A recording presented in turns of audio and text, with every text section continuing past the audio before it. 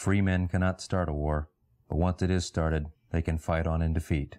Herd men, followers of a leader, cannot do that, and so it is always the herd men who win battles and the free men who win wars.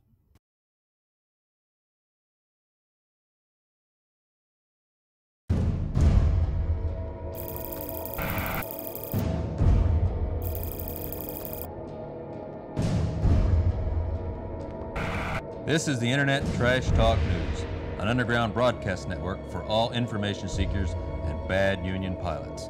And now for ITT News, here is Tony Anger. Good evening. I'm Captain Tony Anger.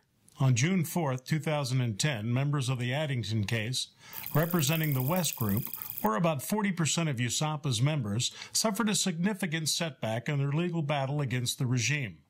The Ninth Circuit Court of Appeals, in a 2-to-1 decision, found for the defendants based on lack of ripeness. Let's go to Mark, our field correspondent, reporting from Myopia, the capital city of USAPA.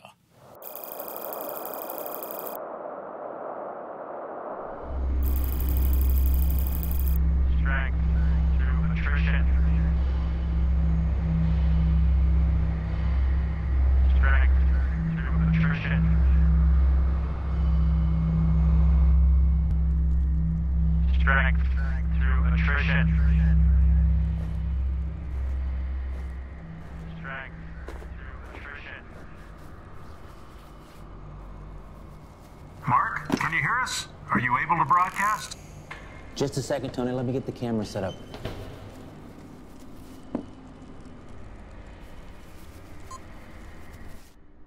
Good evening, Tony. Here in the dying city of Myopia, it did not take long for President Cleary to claim total victory for this case.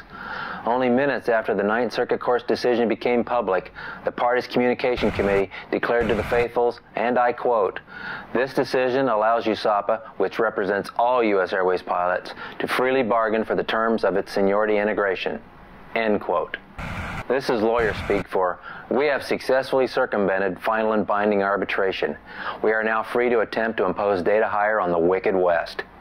The Nick is dead. The Nick is dead. Ding dong, the Nick is dead." Hold on.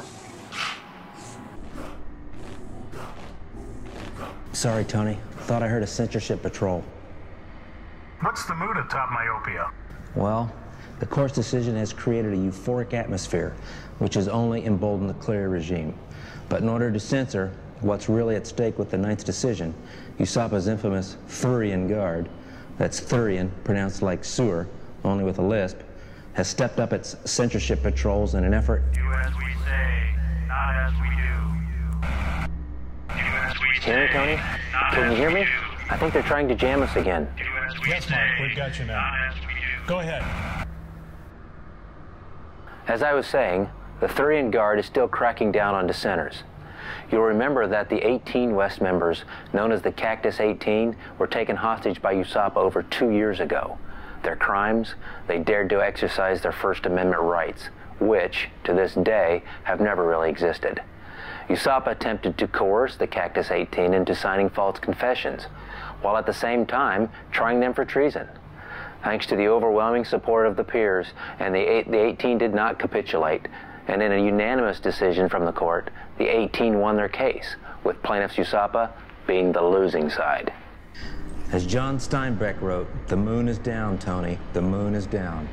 It's been down for over 2 years now, but the systematic attempt by this regime to obliterate freedom of speech is facing more and more East and West resistance. Today marks over 854 days into the hostile takeover by USAPA, and still the regime remains an angry, castrated old street dog showing its broken teeth in defense of a piece of garbage that it thinks it's bacon. Is USAPA correct to claim victory in regards to the Ninth's opinion? From USAPA's perspective, it is. They've had very little success with anything they've undertaken to date, so any victory is maximized by their propaganda machine. However, the legal analysis tells a different story. As you know, the Leonidas Group has petitioned the U.S. Supreme Court for a writ of certiorari. Writ of certiorari. Now here is a new legal term we can add to our quivers. Yes, it is. It is a petition to ask a higher court, in this case the Supreme Court, to review the Addington case. And that would happen only if it pleases the Supreme Court? That's correct. Mark, the odds of the Supreme Court taking the case are not good, which means the Ninth Circuit decision to remove this injunction will most likely stand. With this in mind, would the removal of the injunction be a total victory for USAPA? A Pyrrhic victory at best. Let me explain by reading to you this key paragraph that USAPA has tried to downplay. The Ninth Circuit Court of Appeals said, and I quote, Be a good union pilot. Be a good union pilot. and I quote, by deferring judicial intervention, we leave USAPA to bargain in good faith, pursuant to its duty of fair representation, with the interests of all members, both East and West, under pain of an unquestionably ripe DFR suit, once a contract is ratified. End quote. So even with the injunction dismissed, apparently freeing President Cleary of any legal shackles, the threat of an unquestionably ripe DFR suit will be pointed right at his head.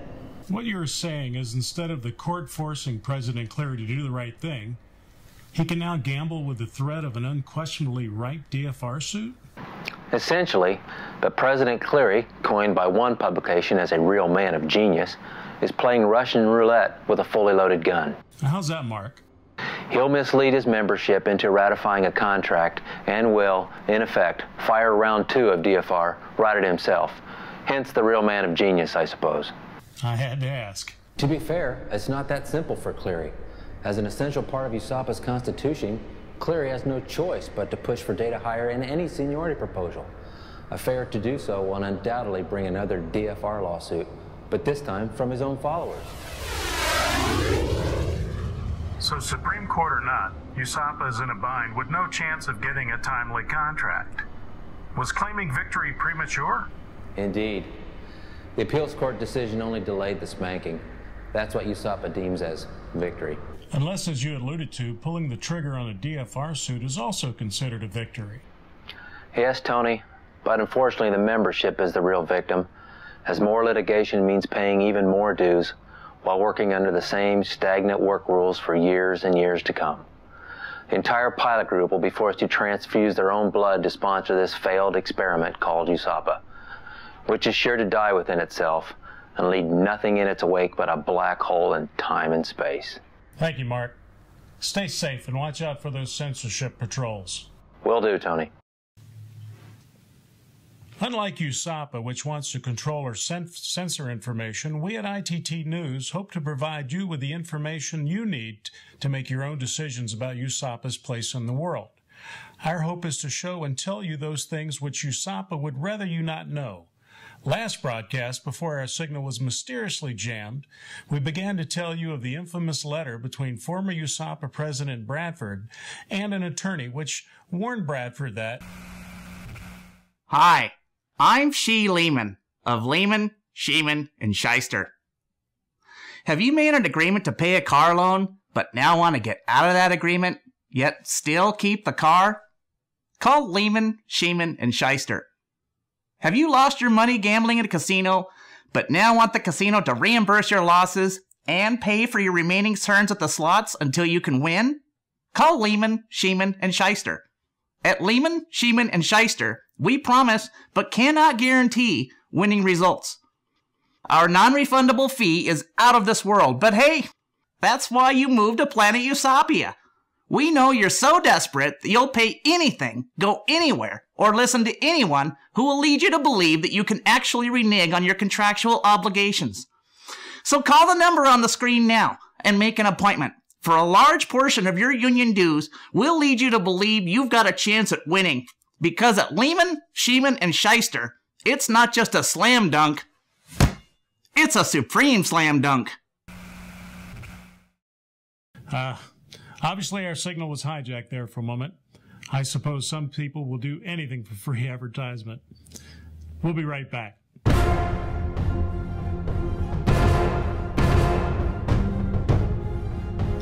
This just in. A new lawsuit has been filed against USAPA and the West pilots with the intent to end the legal quagmire once and for all. Details remain sketchy, but according to the regime, the lawsuit is nothing more than an attempt to delay the contract. The regime claims also that, quote, the lawsuit lacks merit and should be dismissed for lack of jurisdiction, end quote. Now, where have we heard that before? We'll have more on this developing story on our next broadcast. Next up, my thoughts on USAPA's contradictory plea for unity.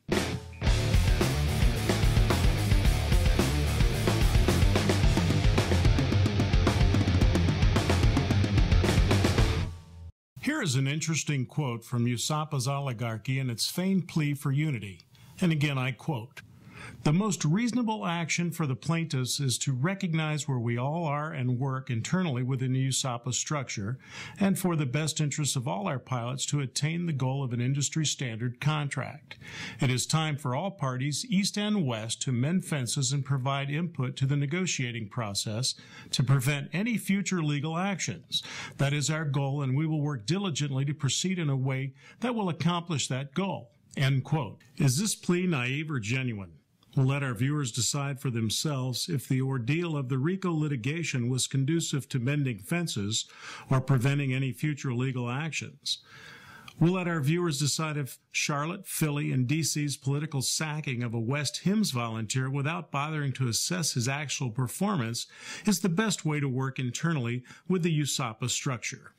Can USAPA ever reconcile the claim of equal representation when it attempted to throw 3 West pilots and their families on the street because President Cleary was suffering yet another temper tantrum?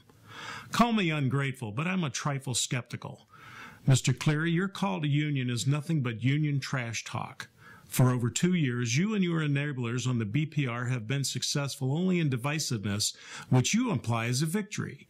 You are so devoid of union morality that you justify harboring a self-admitted union buster in the desperate effort to keep a stranglehold on this pilot group.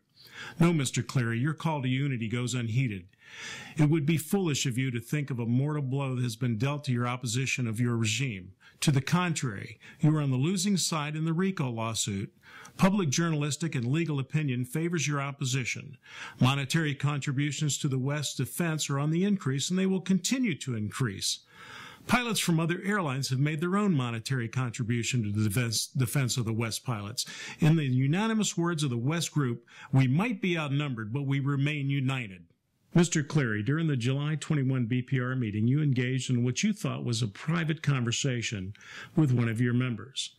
Well, we know that you told this member that you believe the Phoenix representative's goal is to torpedo the pension investigation, despite the fact that present and past Phoenix representatives have unequivocally supported your pension investigation cause without asking for anything in return, and despite the fact that the current Phoenix chairman's only question during the latest BPR meeting was to ask about the statute of limitations.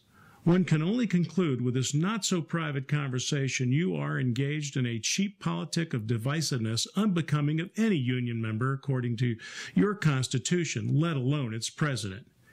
Shame on you for working in the darkness to undermine any kind of cooperation while at the same time pretending to make a public plea for unity. We are watching what you say, Mr. Cleary, and rest assured, we are watching what you are whispering.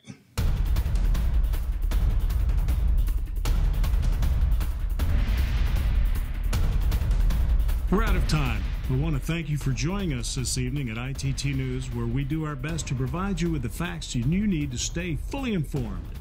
I'm Tony Anger, broadcasting from an undisclosed location in the occupied territory of the city of Phoenix. We'll see you next time. Good night.